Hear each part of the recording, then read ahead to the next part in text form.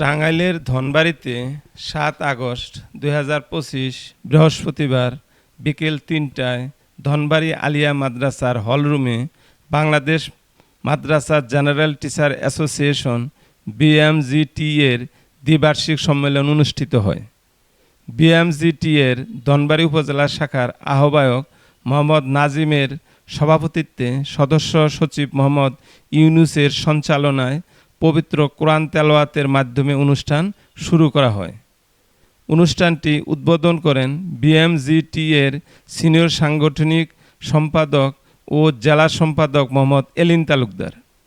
সহকারী জেনারেল শিক্ষকরা অভিযোগ করেন স্কুল ও মাদ্রাসার বৈষম্য আছে। স্কুল কলেজের সহকারী জেনারেল শিক্ষকরা প্রশাসন পদে সহকারী প্রধান শিক্ষক, অধ্যক্ষ হতে পারে, কিন্তু মাদ্রাসার সহকারী জেনারেল শিক্ষকরা প্রশাসন পদে সহকারী সুপার, অধ্যক্ষ হতে পারে না। বক্তারা আরও বলেন, মাদ্রাসায় ইবতেদায়ী স্তরে উপবৃত্তি দেওয়া হয় না, কিন্তু প্রাইমারি স্কুলে উপবৃত্তি দেওয়া হয়। বিএমজিটি এর জেলা সহসভাপতি গোপালপুর প্রেস ক্লাবের সাধারণ সম্পাদক অটল শরীয়ত উল্লাহ বলেন, অবহেলিত মাদ্রাসা, অবহেলিত জেনারেল শিক্ষক, তাদেরই মুখপত্র আজকের এই সংগঠন বাংলাদেশ মাদ্রাসা জেনারেল টিচার্স অ্যাসোসিয়েশন। এই অ্যাসোসিয়েশন তৈরি হয়েছিল ভয় থেকে, বঞ্চিত থেকে, আমাদের অধিকার থেকে আমরা পিছিয়ে থেকে।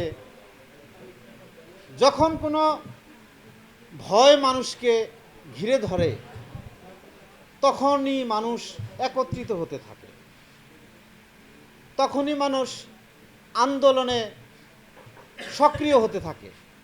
তখনই আমরা নিজেরা ভয়ার্ত থেকে একটা সংগঠনকে আঁকড়ে ধরেছি, একটা মানুষকে আমরা আঁকড়ে ধরেছি।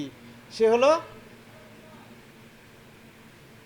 আমাদের প্রতিষ্ঠাতা সভাপতি মোহাম্মদ হারুনুর রশিদ স্যার, যিনি আমাদেরকে ডেকেছেন এবং বলেছেন যে জেনারেল টিচারদের কোনো সমস্যা থাকলে আমরা সেখানে প্রতিবাদ করব, আমরা সেখানে অধিকার আদায় করব ইনশাল্লাহ। আমরা যারা আলেম প্রতিষ্ঠানের শিক্ষক, যারা আমরা সহকারী অধ্যাপক, প্রভাষক যারা উপস্থিত আছি, তাদের মনের মধ্যে একটা শঙ্কা সবসময় কাজ করে। সেটা হলো যে এই বছর ঘুরে সূচনা বছর যখনই শুরু হয় তখনই একটা আতঙ্ক এসে কাজ করে যে প্রত্যন্ত অঞ্চলের যে প্রতিষ্ঠানগুলা, সেই প্রতিষ্ঠানে ছাত্ররা আর পড়বে না, তারা কেন্দ্রীয় প্রতিষ্ঠানে যাবে, তারা কলেজে যাবে, তারা কি করবে, তারা এই প্রতিষ্ঠানকে আর চয়েস করবে না। অথচ কেন্দ্রীয়ভাবে আমাদেরকে বলছে যে আপনারা মিনিমাম 20 জন ছাত্রকে ভর্তি করতেই হবে। এই যে বৈষম্য, সেই বৈষম্যের কারণে আমরা অনেক কিছুই।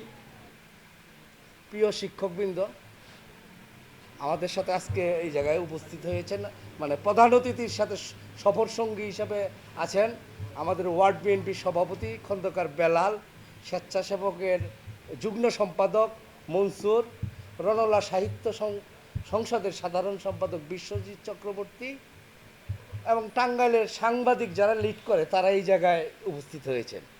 কাজেই আজকের এই প্রোগ্রামটা, এটা কিন্তু ধনবাড়ী হলেও এটা কিন্তু কেন্দ্রীয় একটা প্রোগ্রাম, মানে বাংলাদেশের একটি প্রোগ্রাম এই জায়গায় লিড করতেছে। এর জন্য আমরা একটা করতালি দিতে পারি। প্রিয় শিক্ষক, আমি শেষ করে দিব। 52, 71, 90, সর্বশেষ 24 আন্দোলন বৈষম্যের জন্য। আর সেই বৈষম্যের শিকার মাদ্রাসা জেনারেল টিচার্স। আজকে নেতৃবৃন্দ যেভাবে রিস্ক নিবে, তারা জাগবে, আপনারা আসবেন না, তাহলে কিন্তু আন্দোলন সফল হবে না। আপনাদের আসতে হবে। হয়তো মানববন্ধনে ডাকবে, হয়তো অনশনে ডাকবে, হয়তো কখনো কলম বিরতি থাকবে, হয়তো কোনো সময় শ্রেণীকক্ষ বিরত থাকবো। তারা ডাকলেই আপনাদের সাড়া দিতে হবে। আপনারা যদি সাড়া দেন, তাহলে দু হাত তুলে একটু আমাদেরকে দেখান, নেতৃবৃন্দকে একটু আশ্বস্ত করুন যা না, ইনশাল্লাহ আপনাদের ডাকে আমরা সব সময় আছি। দুই হাত তুলে একটু তাদেরকে উৎসাহ দেন। সবাইকে ধন্যবাদ। আসসালামু আলাইকুম। আপনাদের আন্দোলনের সাথে আমি শাহানুর আহমেদ সোহাগ টাঙ্গাইল জেলার থেকে ইনশাল্লাহ আপনাদের পাশে থাকবো, এই আশা ব্যক্ত করে আমি আমার বক্তব্য শেষ করছি। ধন্যবাদ। আল্লাহ হাফেজ। বাংলাদেশ জিন্দাবাদ। ওখানে বিগত সরকার একটা প্রজ্ঞাপন দিয়ে গিয়েছিল যে শিক্ষকতার জীবনে দুটি স্কেল পাবেন, শিক্ষক একটা 10 বছরে আর একটা পরবর্তী 6 বছর 16 বছরে। বিগত যে একটা প্রজ্ঞাপন জারি হয়েছিল শিক্ষকতার জীবনে দুটি স্কেল পাবেন। এখন সরাসরি আইসিটি এবং কৃষি এবং শরীরচর্চা সরাসরি কিন্তু ওরা 10ম গ্রেডের চাকরি নেয়। বিধায় তারা একটা স্কেল পেয়েছে আর 16 বছরে তারা যায় কিন্তু 8ম গ্রেডে আসছে। এই প্রজ্ঞাপনটা ধূম্রজালে পড়ে রয়েছে যে আসলে উচ্চতর স্কেল কিংবা বিএড স্কেল এটা ওই যে দুইটা স্কেল পাবে এটার মধ্যে আছে কিনা এখন পর্যন্ত ধূম্রজাল, এই কারণে এটা নিয়ে আটকা রয়েছে। প্রধান অতিথি বিএমজিটিএ টাঙ্গাইল জেলা সভাপতি অধ্যাপক কে এম শামীম বলেন, শ্রদ্ধেয় শিক্ষক এবং শিক্ষিকাবৃন্দ, আপনারা জানেন বাংলাদেশে যে শিক্ষা ব্যবস্থা চালু রয়েছে, মাদ্রাসা, কারিগরি এবং স্কুল, তুলনামূলকভাবে আমরা বিশেষ করে মাদ্রাসার শিক্ষকবৃন্দ, মাদ্রাসা বিভিন্ন সুযোগ সুবিধা থেকে আমরা বঞ্চিত। তার চেয়ে বেশি বঞ্চিত আমরা সাধারণ শিক্ষক যারা। এই বিষয়টি জনাব হারুন রশিদ সাহেব অত্যন্ত অনুধাবন করেন এবং তিনি 2013 সালে এই বাংলাদেশ মাদ্রাসা জেনারেল টিচার্স অ্যাসোসিয়েশন এটাকে প্রতিষ্ঠিত করেন, যার লক্ষ্য এবং উদ্দেশ্য হল শিক্ষকদের যৌক্তিক দাবিসমূহ সরকারের কাছে উপস্থাপনা করা। ইতিমধ্যে আমাদের শিক্ষক সংগঠন জনাব হারুন রশিদ স্যারের নেতৃত্বে ইতিমধ্যে আমরা কিছু দাবি আদায় করতে সক্ষম হয়েছি, কিছু দাবি আমরা আদায় করতে পারি নাই, আর কিছু দাবি আদায়ের প্রক্রিয়াধীন রয়েছে। আমরা আদায়কৃত দাবি সময়ের মধ্যে রয়েছে শিক্ষকদের 5% ইনক্রিমেন্ট। আপনারা জানেন নবম কোড বেতন 22,000 টাকা স্কেল, এই 5% ইনক্রিমেন্ট বৃদ্ধির কারণে সেই বেতন কিন্তু দাঁড়াইছে 30,000-এ। এটা কিন্তু আমাদের জন্য একটি লাভজনক বিষয়। আপনারা জানেন ফাজিল মাদ্রাসায় সহকারী গ্রন্থাগারির পদ ছিল, আলিম মাদ্রাসায় কোনো সহকারীদের গ্রন্থাগারিকের পদ ছিল না। 2018 সালের জনবল কাঠামোতে ফাজিল মাদ্রাসায় গ্রন্থাগারিক পদ এবং আলিম মাদ্রাসায় সহকারী গ্রন্থাগারিক পদ আমরা সংযুক্ত করতে পেরেছি। তৃতীয় ও চতুর্থ শ্রেণীর কর্মচারীর সংখ্যা আমরা বৃদ্ধি করতে পেরেছি। কিন্তু এছাড়াও সহকারী অধ্যাপকের যে পদ, আপনারা জানেন 2018 সালের জনবল কাঠামোতে সহকারী অধ্যাপকের পদকে বিলুপ্ত ঘোষণা করে জ্যেষ্ঠ প্রভাষকের পদ দেওয়ার জন্য বলা হলো, কিন্তু জনাব হারুন রশিদ স্যার এটাকে কোনোভাবেই মেনে নিলেন না। অবশেষে মাদ্রাসা অধিদপ্তরের মহাপরিচালক, শিক্ষা সচিব আমাদের দাবি মানতে বাধ্য হয়েছেন। আমরা যাহারা মাদ্রাসায় কর্মরত রয়েছি আমাদের নামের আগে কিন্তু সহকারী অধ্যাপকের পদবি দেওয়া আছে, অর্থাৎ এপি দেওয়া হয়েছে।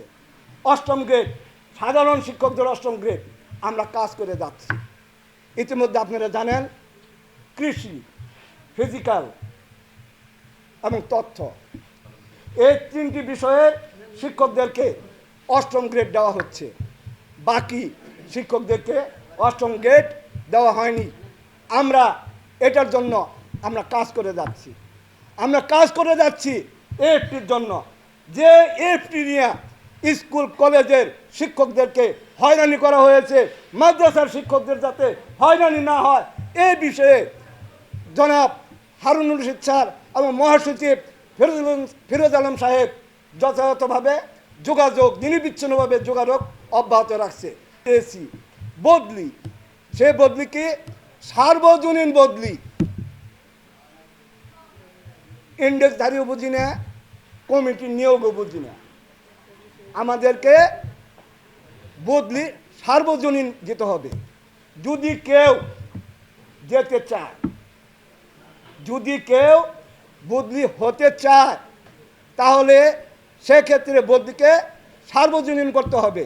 এদিন আপনারা দেখেছেন যারা ইন্ডেক্সধারী তাদেরকে বদলির কথা বলা হয়েছে, আমরা এটা মানি না। সহকারী অধ্যাপকের কথা আগে ছিল 5:2, আমাদের কথা ছিল 5:2 বুঝি না, কোনো অনুপাত বুঝি না।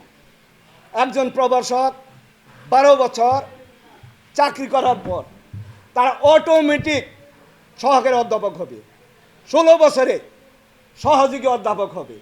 আমাদের এই দাবি চলমান পর্যায়ে রয়েছে। আর আমরা কি চাচ্ছি? শিক্ষা ব্যবস্থা জাতীয়করণ, শিক্ষা ব্যবস্থা জাতীয়করণ। আমাদের চাওয়া, আমাদের দাবি বাড়ি ভাড়া কোনো থোক বরাদ্দ না। 1000 টাকা, 500 টাকা, 1500 টাকা কোনো থোক বরাদ্দ না। মূল বেতনের 25% হিসাবে আমাদেরকে বাড়ি ভাড়া দিতে হবে।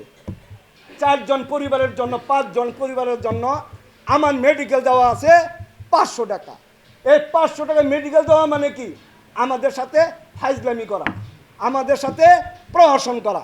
আমরা সরকারের কাছে দাবি জানিয়েছি আমাদের মেডিকেল ভাতা যৌক্তিকভাবে দিতে হবে। এই সকল দাবি আদায়ের ব্যাপারে কেন্দ্রীয়ভাবে আমাদেরকে আহ্বান করবে। আমরা ভয় ডর বাদ দিয়ে সে দাবি আদায়ের জন্য আমাদেরকে কাজ করতে হবে। আমি বলি অধ্যক্ষ, উপাধ্যক্ষ, সোপা, সহসোপা এর নিয়োগ কীভাবে হয়? কমিটির মাধ্যমে সরাসরি নিয়োগ হয়। এই নিয়োগে অধিকতর যোগ্যতা সম্পন্ন ব্যক্তিরা আসতে পারে না। কী কারণে আসতে পারে না? এটা এই চেয়ারের লোকজনও জানেন, সামনের লোকজনও জানেন।